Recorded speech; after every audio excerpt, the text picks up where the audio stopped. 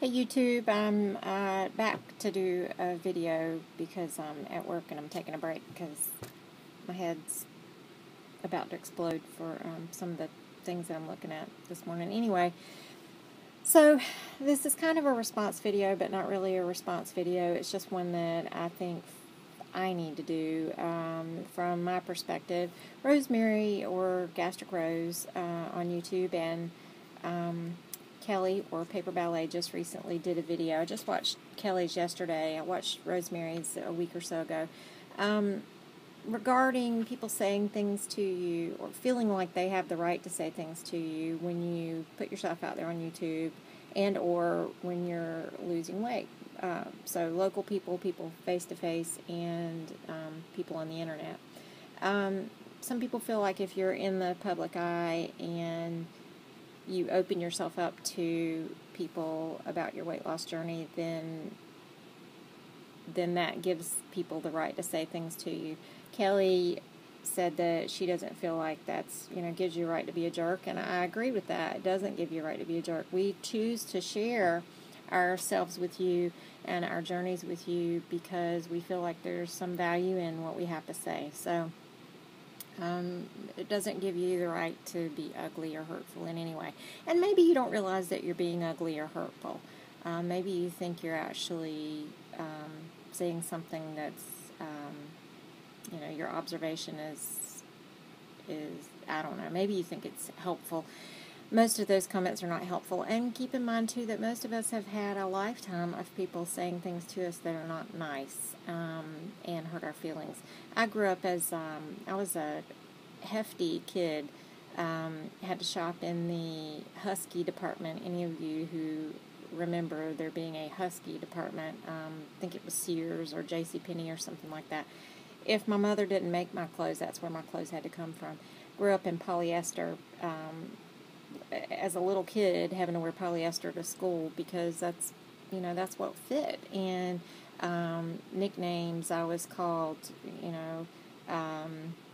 one of the things that they would say when I would be walking down the hall would be, oh, there's an earthquake, because, I was so big, supposedly, that the floor would shake. Or in junior high, I remember there was this kid who, his name was Mike, that's all I remember, but he used to refer to me as Dolly, as in Dolly Parton, because my breasts were huge, and, those were hurtful things, and I was at a point in my life where there was really not a heck of a lot I felt like I could do about my weight, and, I was a kid, but it continued even through adulthood. People are just ignorant, and they say things. So when I started losing weight and started doing YouTube videos, and I had my weight loss surgery, both people in person and online would say, oh, you're looking older. That was one of the things Kelly mentioned, was that people say that, oh, you're looking older. Well, yeah, you know what? I had my surgery 6 years ago. I am older. So are you. I had a patient just about, well, it was when I was doing the bariatric navigator position, and I was at an information support group, and just, going through, describing my journey. And I had this woman say to me, she was pre-op, and she said, oh, I don't want to look like you when I'm done. I don't want all that loose skin stuff. Well, you know what? My neck actually looks pretty good compared to a lot of people who lose weight. And I said to her, there's no guarantee what you're going to look like when you lose your weight. And a lot of this is, I'm in my 40s, and this has nothing to do with the fact that I've lost weight. This is just, this is what I got. So anyway, and people ask me about my plastics. People ask me if I've had this or that done, and I'm an open book. You guys know that. And it's not that I mind sharing, but some things, the way people ask, I think, is what bothers me more than what they ask. If somebody wants to know something, I'm more than willing to share. I even share pictures, but some of the comments that I got on my tummy tuck video, I finally made the comments have to be approved before I let them be posted, because some of it's just, don't watch the video. I mean, what did you expect to see? I had massive weight loss and extra skin.